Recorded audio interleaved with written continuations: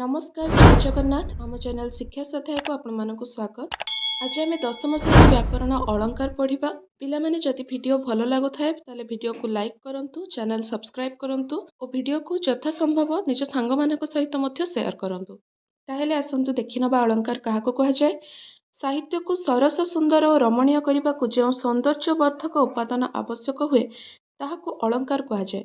अलंकार अर्थ हेउची गहना। जेमिति जड़े स्त्री तार सौंदर्य वृद्धि करने गहना पिंधि थांती, सेहीपरि कविता मध्य तार सौंदर्य वृद्धि करने अलंकार आवश्यकता करिथाए। यह वाक्यर शोभा वृद्धि करे, पाठक प्राण को आमोदित करे। वस्तुतः अलंकार जोटा कि गोटे सौंदर्य तत्व हेउची साहित्यर वैशिष्ट्य। तद्वारा काव्य कविता रमणीय होइथाए। काव्यर अलंकार को मुख्यतः दुई भाग में विभक्त करा जाए, शब्दालंकार और अर्थालंकार। शब्दालंकार अर्थ होची जोटा शब्द को सरस मधुर करथाए, शब्दर सौंदर्य आसीथाए। अर्थालंकार अर्थात कवितार अर्थरे जेतेबेले सौंदर्य आसीथाए सेतेबेले अर्थालंकार व्यवहार हुए, जहा द्वारा शब्द सरस सुंदर श्रुति मधुर हुए ताकू शब्दालंकार। शब्दालंकार तीन प्रकार, यथा जमक, अनुप्रास, श्लेष प्रभृति। अर्थात जमक, अनुप्रास, श्लेष व्यतीत आहरी अलंकार अच्छी। वर्तमान आम तीनोटी अलंकार विषय पढ़ा, जहाद्वारा अर्थ रमणीय चित्ताकर्षक हुए ताहाको अर्थालंकार कहा जाए। उपमा, उत्प्रेक्षा, रूपक, व्यतिरेक प्रभृति अलंकार। कवितार अर्थ जेतेबेले रमणीय और चित्ताकर्षक होता है सेतेबेले सेटा अर्थालंकार कहा जाए। आज आम शब्दालंकार पढ़ा। प्रथमे अच्छी अनुप्रास। पद मध्य एक बा एकाधिक व्यंजन वर्ण बारंबार उच्चारित हेले ताको अनुप्रास अलंकार कहा जाए। उदाहरण: उत्कल, कमला, विलास, दीर्घिका, मराल, मालिनी, नीलांबु, चिलिका। चिलिका काव्य आसी राधानाथ राय द्वारा लिखित। अनुप्रास अलंकार कहूँ जदि एकाधिक व्यंजन वर्ण, एक रु अधिक व्यंजन वर्ण मात्रा किछि भी थाउ, आमे केवल व्यंजन वर्ण को ही देखिबा, जदि बारंबार उच्चारित हेउथुबो, कविता भितर तार बारंबार उच्चारण हेउथुबो, ताहेले सेटा अनुप्रास अलंकार। आमे देखिबा एही दुईटी पाद, पाद अर्थात गोटिए धाड़ी को पाद कहंती। तेणु एही दुईटी पाद मध्यरे क, ल आउ म र बारंबार उच्चारण हेछि। उत्कल क आउ ल अछि, कमला क आउ ल अछि, म भी अछि, विलासरे ल अछि, दीर्घिकारे सेमती क अछि, मराଳରେ म आउ ल अछि, मालिनीरे सेमिति म आउ ल अछि, नीलांबुरे सेमिति ल अछि एवं चिलिकारे क अछि। तेणु एठारे कौन अछि पिला माने क, ल, म बारंबार आवृत्ति घटुची। ठीक से हीपरि आ गोटे उदाहरण: देखी नव कालिका, बकालिका मालिका, आली कालिका कांत स्मरी, रक्षा केमंते करी करिबा मत करी गतिकी एमंत विचारी। लिखिचंती उपेन्द्र भंज, लावण्यवती। उपेन्द्र भंज हेउचंती कवि सम्राट। तांकर अलंकार रे एते सिद्धहस्तता थिला जे से सबु प्रकार अलंकार तांका कवितारे भरी भरी देइचंती। अर्थालंकार, शब्दालंकार किछि भी केउठी भी अभाव देखा मिले। तेणु तांको लेखा जदि पिला माने केबे पढ़िबो ताहेले देखिबो सबु प्रकार अलंकार से देइचंती। एठारे देखिबा देखी नव कालिका, बकालिका मालिका, आली कालिका कांत स्मरी। तो वर्तमान हमको क आउ ल बारंबार उच्चारण हेबार शुभुची।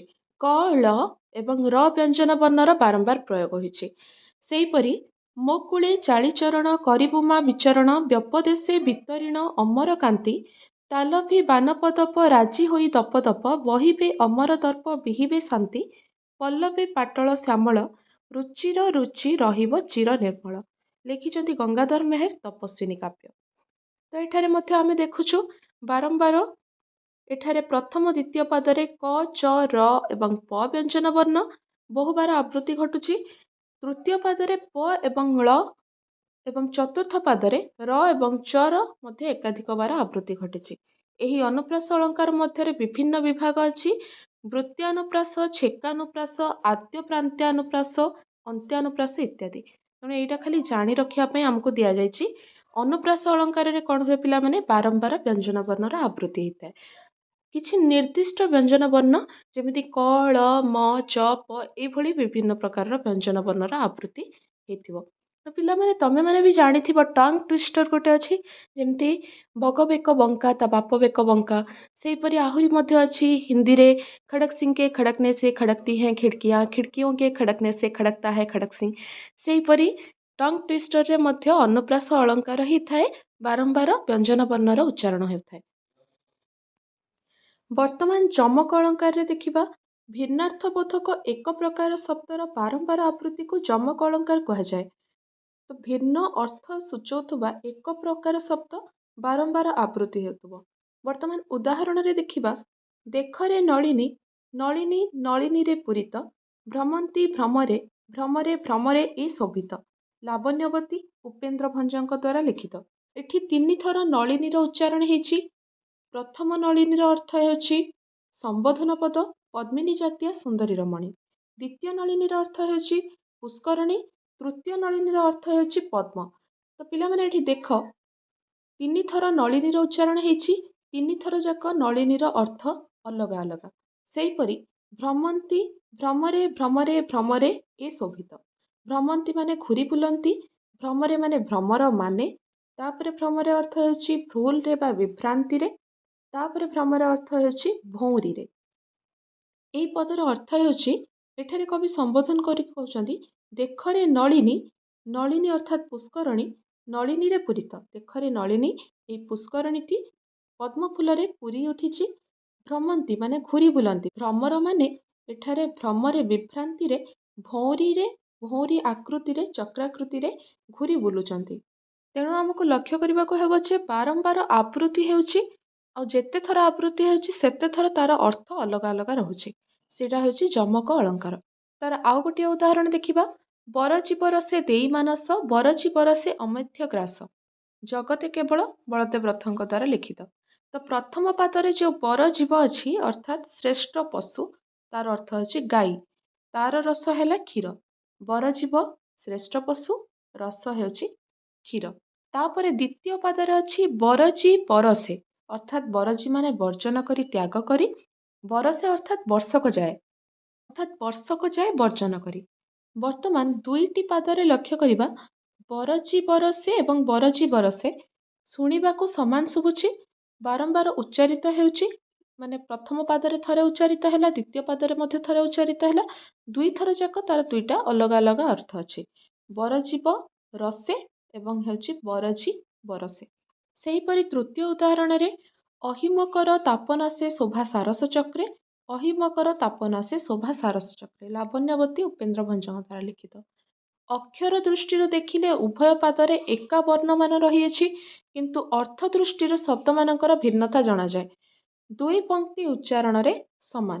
ପ୍ରଥମ ପାଦରେ ଅହି ଅର୍ଥାତ୍ ସାପ, ମକର ଅର୍ଥାତ୍ କୁମ୍ଭୀର, ଅହି ମକର ଅର୍ଥାତ୍ ସାପ କୁମ୍ଭୀର।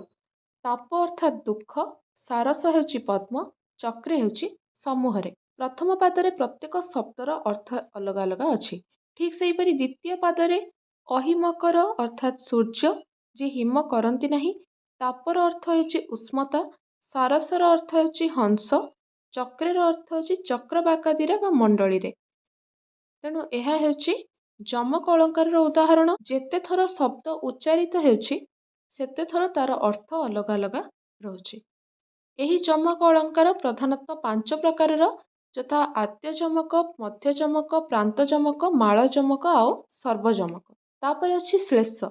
ଏହି ଅଳଙ୍କାର 2 ବା ତହିଁରୁ ଅଧିକ ଭିନ୍ନାର୍ଥ ପ୍ରକାଶ କରେ, ସେଠାରେ ଶ୍ଳେଷ ଅଳଙ୍କାର ହୁଏ।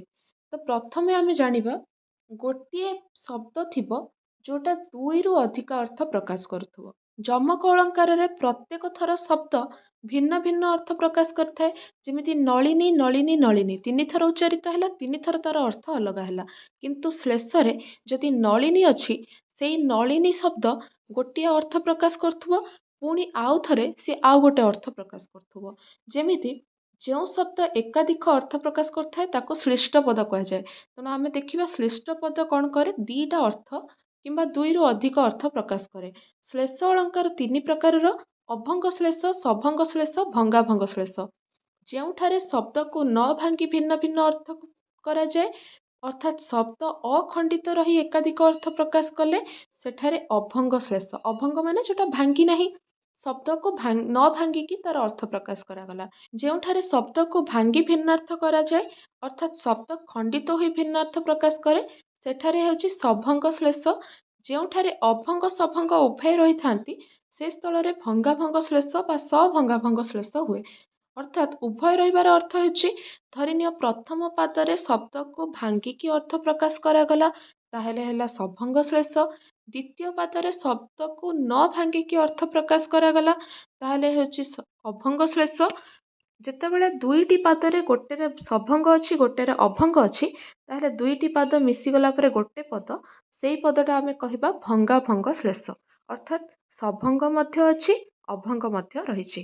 ଉଦାହରଣ ଦେଖିବା ବାବୁ ନାକସିରି ଦାନ ଯୋଗ୍ୟ ଯୋଷାକୁ ବିହର କାନନ କର ଆଲିଙ୍ଗନକୁ।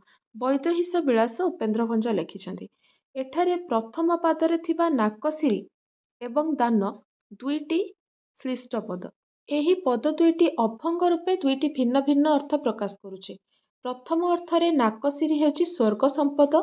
ନାକ ହେଉଛି ସ୍ୱର୍ଗ, ସିରି ହେଉଛି ସମ୍ପଦ ବା ଐଶ୍ୱର୍ଯ୍ୟ। ତାପରେ ଦାନ ହେଉଛି ଦାନ ଦେବା ବା ପ୍ରଦାନ କରିବା। ଦ୍ୱିତୀୟ ଅର୍ଥରେ ସେଇ ନାକସିରି ଅର୍ଥାତ୍ ନାକର ସୌନ୍ଦର୍ଯ୍ୟ, ଦାନର ଅର୍ଥାତ୍ ଛେଦନ କରିବା, ଦା ହେଉଛି ଦେବା ବା କାଟିବା ଅର୍ଥରେ ପ୍ରଯୁଜ୍ୟ ହୋଇଥାଏ। ଉକ୍ତ ପଦ ଦୁଇଟି ଖଣ୍ଡିତ ନ ହୋଇ ଭିନ୍ନ ଭିନ୍ନ ଅର୍ଥ ପ୍ରକାଶ କରିବାରୁ ଏହା ହେଉଛି ଅଭଙ୍ଗ ଶ୍ଳେଷ। ଖଣ୍ଡିତ ହେଇନାହିଁ, ଦୁଇଟି ଅଲଗା ଅଲଗା ଅର୍ଥ ପ୍ରକାଶ କରୁଛି। ତ ଏଠାରେ ବାବୁ ନାକସିରି ଦାନ ଯୋଗ୍ୟ ଯୋଷାକୁ ବିହର କାନନ କର ଆଲିଙ୍ଗନକୁ। ନାକସିରିର ପ୍ରଥମ ଅର୍ଥ ହେଉଛି ସ୍ୱର୍ଗ ସମ୍ପଦ, ଦାନ ହେଉଛି ଦାନ ଦେବା ଯୋଗ୍ୟ। ଦ୍ୱିତୀୟରେ ନାକସିରି ହେଉଛି ନାକର ସୌନ୍ଦର୍ଯ୍ୟ, ଦାନ ହେଉଛି ଛେଦନ କରିବା। ତେଣୁ ଦୁଇଟି ଅଲଗା ଅର୍ଥ ପ୍ରକାଶ କରୁଥିବାରୁ ନାକସିରି ହେଉଛି ଶ୍ଳିଷ୍ଟ ପଦ। ଦ୍ୱିତୀୟ ପାଦରେ ବିହର କାନନ ଅର୍ଥାତ୍ କାନନରେ ବନରେ ବିହାର କର ଭ୍ରମଣ କର ତଥା ଆଲିଙ୍ଗନ କର ବୁଝାଉଛି। କିନ୍ତୁ ତାର ଦ୍ୱିତୀୟ ଅର୍ଥରେ ବିହର ଅର୍ଥାତ୍ ବିଶେଷ ଭାବରେ ହରଣ କର କାନ ଓ ନ କର ଆଲିଙ୍ଗନକୁ ବୁଝାଉଛି। ଏଠାରେ ବିହର ଅର୍ଥାତ୍ ଛେଦନ କର, କାନକୁ ଛେଦନ କର ଓ ଆଲିଙ୍ଗନକୁ ନ କର। କାନନ ପଦଟି ଖଣ୍ଡିତ ହେବା ଦ୍ୱାରା କାନ ନ ଭିନ୍ନାର୍ଥ ପ୍ରକାଶ ପାଉଛି। ତେଣୁ ଏହା ସଭଙ୍ଗ ଶ୍ଳେଷ। ବର୍ତ୍ତମାନ ଦ୍ୱିତୀୟ ପାଦଟି ଦେଖିବା। ବିହର କାନନ କର ଆଲିଙ୍ଗନକୁ। ବିହର ଅର୍ଥାତ୍ ବିଚରଣ କର, କାନନର ଅର୍ଥ ହେଉଛି ବଣ, କର ଆଲିଙ୍ଗନକୁ ଆଲିଙ୍ଗନ କର। ତାର ଆଉ ଗୋଟେ ଅର୍ଥରେ ବିହର କାନ ଏଇଟା ହେଉଛି ଗୋଟିଏ ପଦ, ନ କର ଆଲିଙ୍ଗନକୁ। ବିହର କାନ କାନ ହରଣ କରିଦିଅ ମାନେ କାନ କାଟିଦିଅ ଏବଂ ନ କର ଆଲିଙ୍ଗନକୁ ଆଲିଙ୍ଗନକୁ ନ କର। ତେଣୁ ଏଠି ଅର୍ଥ ଆସୁଛି ଆମେ କାନନକୁ ଏଠି ଭାଙ୍ଗି ଦେଉଛୁ। ଦ୍ୱିତୀୟ ଅର୍ଥ ପ୍ରକାଶ କରିବା ପାଇଁ କାନ ଆଉ ନକୁ ଅଲଗା କରିଦିଆହେଉଛି। ତେଣୁ ଏଠାରେ ଯେହେତୁ ଭାଙ୍ଗି ଦିଆହେଉଛି ଶବ୍ଦକୁ ତାହେଲେ ଏଠାରେ ସଭଙ୍ଗ ଶ୍ଳେଷ ହେଉଛି। ବର୍ତ୍ତମାନ ଯଦି ଏଇ ପଦଟାକୁ ଆମେ ଦେଖିବା ତାହେଲେ ଏଇଟା ଭଙ୍ଗାଭଙ୍ଗ ଶ୍ଳେଷ ହେବ। ସେହିପରି ଆଉ ଗୋଟିଏ ଉଦାହରଣ ସ୍ୱର୍ଣ୍ଣ ଗହଣା ସବୁ ଆଣ ମୁଁ ରଖିଦେଉଛି। ତେଣୁ ପ୍ରଥମେ ଆମେ ଦେଖିବା ସ୍ୱର୍ଣ୍ଣ ଗହଣା ସବୁ ଆଣ ମୁଁ ରଖିଦେଉଛି ଅର୍ଥାତ୍ ସୁନା ଗହଣା ସବୁ ଆଣ ମୁଁ ରଖିଦେଉଛି। ତାପରେ ଯଦି ଆମେ ଅର୍ଥ ପ୍ରକାଶ କରିବା ଆଉ ଗୋଟେ ଅର୍ଥରେ ସ୍ୱର୍ଣ୍ଣ ଗହଣା ସବୁ ଆଣ ମୁଁ ରଖିଦେଉଛି ଅର୍ଥାତ୍ ସ୍ୱର୍ଣ୍ଣ ନାମରେ ଜଣେ ସ୍ତ୍ରୀ ତାଙ୍କୁ କୁହାଯାଉଛି ସ୍ୱର୍ଣ୍ଣ ଗହଣା ସବୁ ଆଣ ମୁଁ ରଖିଦେଉଛି। ତ ଏଠାରେ ସ୍ୱର୍ଣ୍ଣ ଆଉ ଗହଣାକୁ ନ ଭାଙ୍ଗିକି ଅର୍ଥ ପ୍ରକାଶ କରାଗଲା ତେଣୁ ଏଟା ହେବ ଅଭଙ୍ଗ ଶ୍ଳେଷ। ତେଣୁ ସମଗ୍ର ପଦଟିରେ ଅଭଙ୍ଗ ସଭଙ୍ଗ ଶ୍ଳେଷ ରହିଥିବାରୁ ଏହାକୁ ଭଙ୍ଗାଭଙ୍ଗ ଶ୍ଳେଷ ବା ସଭଙ୍ଗାଭଙ୍ଗ ଶ୍ଳେଷ କୁହାଯାଏ। ବର୍ତ୍ତମାନ ଶବ୍ଦ ଅଳଙ୍କାର ସରିଯାଇଛି। ଭିଡ଼ିଓ ଭଲ ଲାଗିଥିଲେ ଭିଡ଼ିଓକୁ ଲାଇକ୍ କରନ୍ତୁ, ଚ୍ୟାନେଲ ସବସ୍କ୍ରାଇବ୍ କରନ୍ତୁ। ଧନ୍ୟବାଦ। ଜୟ ଜଗନ୍ନାଥ।